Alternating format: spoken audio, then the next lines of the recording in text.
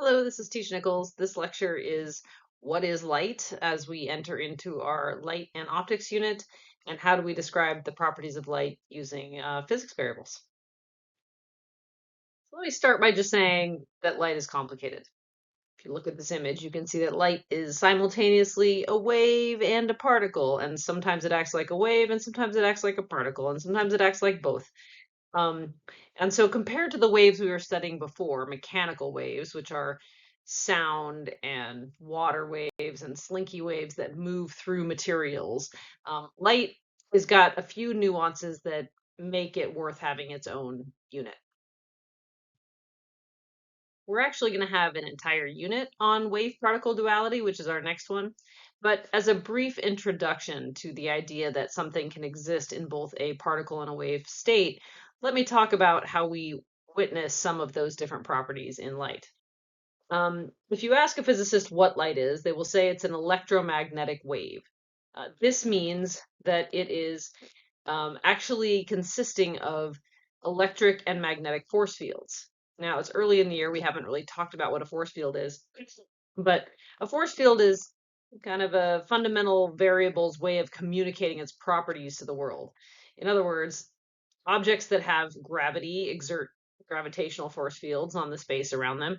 Objects that have electric charge send out an electric fields, and objects that are magnets have magnetic fields. We don't need to talk about the nuances of those fields yet, but suffice it to say that light is made up of these force fields.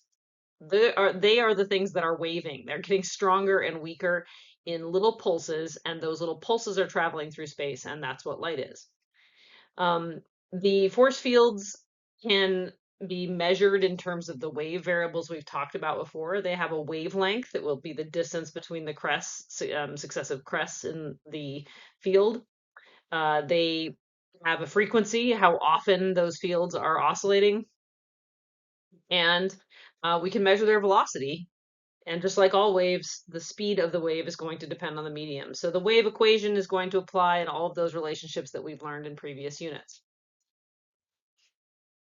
On the flip side, we tend to think about light as not a continuous wave, unlike sound or water waves. Instead, the light energy is carried in what are called photons, or sometimes referred to as wave packets. In other words, the light wave is little discrete chunks of this light energy. And those little chunks sometimes act as if they have mass and have momentum. They can hit objects and transfer momentum. They can move electrons. So in that way, light is a little bit different. When we think about the energy of a wave, in previous units, we often would use the word amplitude. In light, it's usually referred to as intensity, which is like how much light is passing through a surface area.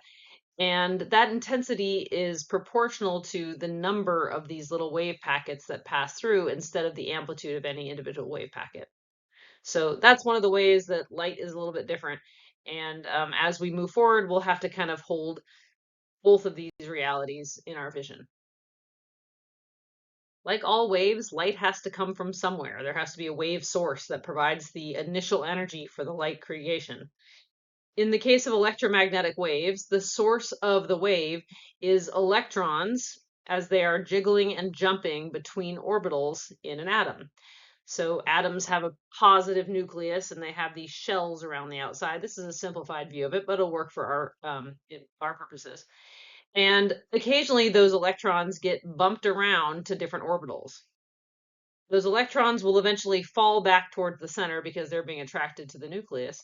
And when they do that, because of conservation of energy, the energy that they had stored up has to be released, and that energy comes out in a single packet or photon of light.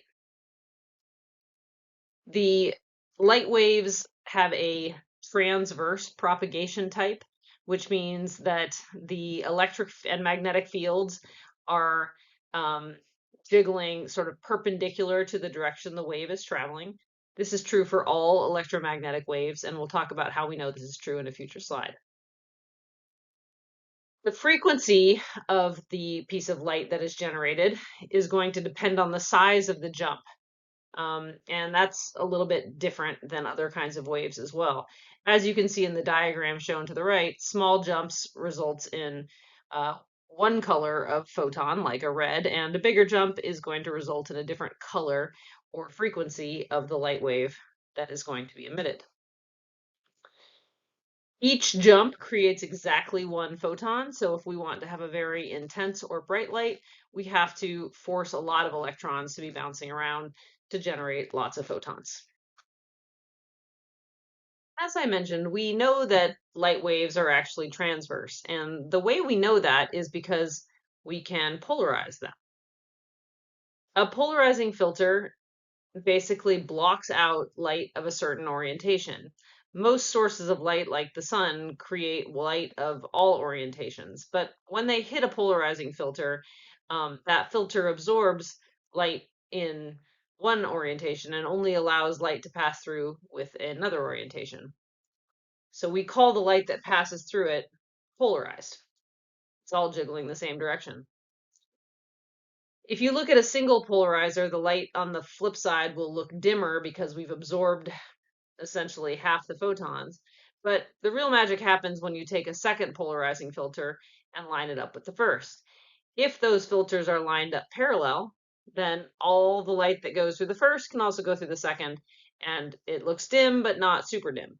But as you start rotating those filters, you can start blocking the other orientation that got through, and then eventually, when they're perpendicular, you'll block all the light.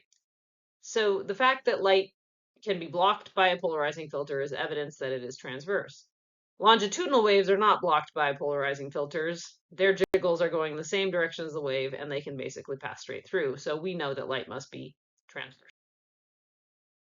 The frequency of the light, as I mentioned earlier, depends on the size of the jump. But in terms of human perception, we are going to observe this as the color of the light.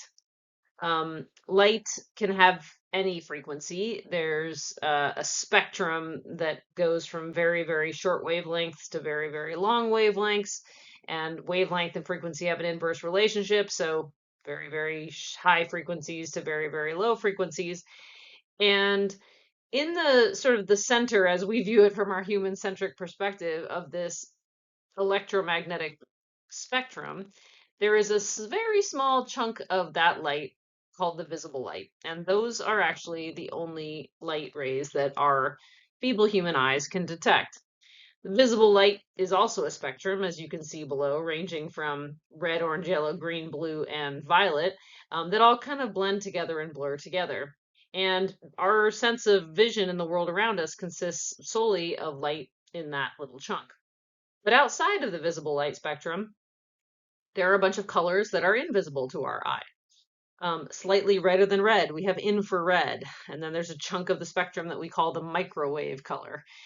Past that, we've got radio waves, which are the biggest, longest wavelength, lowest frequency waves, and that extends to the end of the spectrum wherever it is, an infinite wavelength.